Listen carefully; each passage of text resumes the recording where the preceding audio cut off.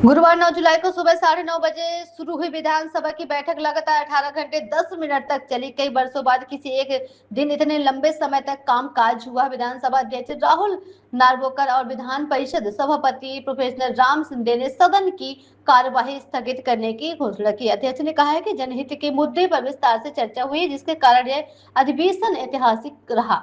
इस अधिवेशन में किसान कर्ज माफी, सोयाबीन, कपास के भाव, महिला सुरक्षा, बेरोजगारी और गौ सेवा जैसे अहम मुद्दे पर चर्चा हुई। विधानसभा में 21 नए विधेयक पारित किए गए हैं। अब तक अगला शीतकालीन अधिवेशन 7 दिसंबर को नागपुर में होगा। वंदे भारत से विवेक भिंडे की रिपोर्ट। आणि म्हणून मला असं वाटतं की पहिल्यांदा तर आपण सगळ्यांनी लक्षात घेतलं पाहिजे की क्राइम रेट हा कसा मोजायचा असतो? प्रति 1 लाख लोकसंख्या मोजायचा असतो। तो जर ॲब्सोल्यूट क्राइम रेट मोजला जयंतराव तर नेहमीच उत्तर प्रदेश पहिल्या क्रमांकावर असेल आणि नेहमीच गोवा शेवटच्या क्रमांकावर असेल, कारण गोव्याची लोकसंख्याच 15 लाख आहे। आता 15 लाखात क्राइम होतील तर किती होतील?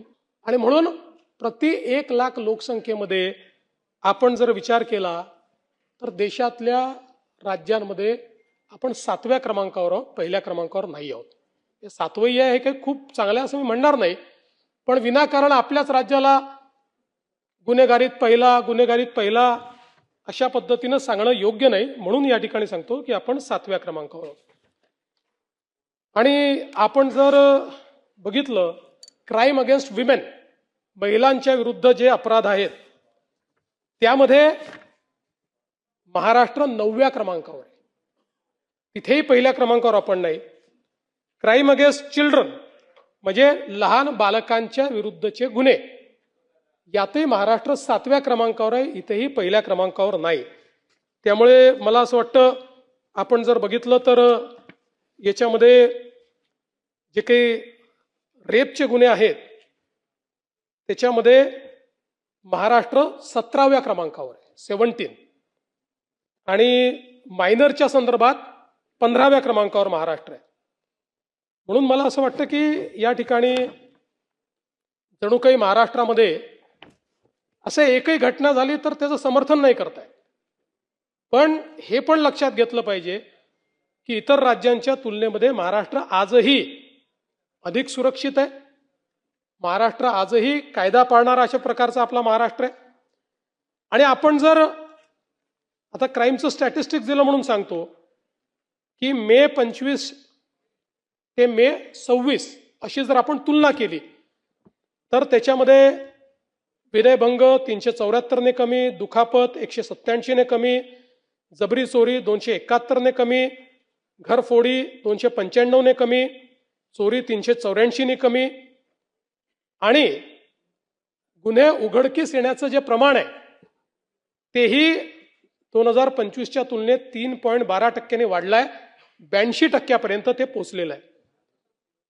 राज्यामध्ये प्रतिबंधात्मक कारवायांमध्ये देखील या संपूर्ण कालावधीत आपण मोठ्या प्रमाणात वाढ केली आहे। तडीपारी 534 ने वाढ, एमपीडीए 14 ने वाढ, मकोका 33 ने वाढ, आणि मोठ्या प्रमाणात अग्निशस्त्र जप्त करणे 427 अशा पद्धतीनं आपण हे काम केलंय। आणि आपण जर या ठिकाणी अपराध सिद्धीचा दर बघितला, हा सगळ्यात महत्त्वाचा आहे, कारण अध्यक्ष महोदय गुन्हेगारावर वचक कधी राहील तर गुन्हा एखादा आपण पकडल्यानंतर त्याची चार्जशीट दाखल केल्यानंतर कन्व्हिक्शन होणं हे अत्यंत महत्त्वाचं आहे। दुर्दैवाने आता हे आपल्या जुन्या कायद्यांमधलं कन्व्हिक्शन चाललंय, त्यामुळे फार अडचणी यात। नवीन कायद्यांनी खूप सोपं केलंय, स्पीड केलंय, पण जुन्या कायद्यांमध्ये हे कन्व्हिक्शन आपण करतो।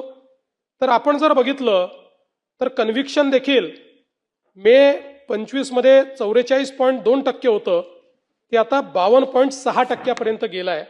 पण महत्त्वाचं हे नाहीये, महाराष्ट्राने गेल्या 10 वर्षात काय केलं हे सांगतो। 2008 साली आपला कन्व्हिक्शनचा रेट हा 9.4% होता, 2011 साली 12 साली तो 9% होता, 9.4% होता।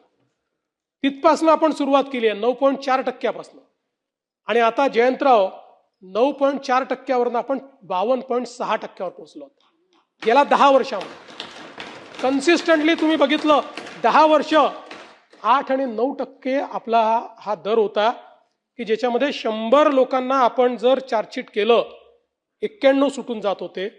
आता ते आपण 52% पोहोचलो, पण आपल्याला 70% जायचं. मला विश्वास आहे नवीन कायद्यांमध्ये आता जे आपण चार्जशीट करतोय आपण 70च्याही पलीकडे त्याच्यामध्ये जातोय, आताच जातोय. कन्व्हिक्शन्स आता सुरू झाली आहेत आणि आपण जाऊ 80पर्यंत जाऊ. पण या जुन्या कायद्यांमध्ये जरा काही अडचणी असल्यामुळे त्या ठिकाणी आपल्याला तो प्रयत्न करावा लागतो.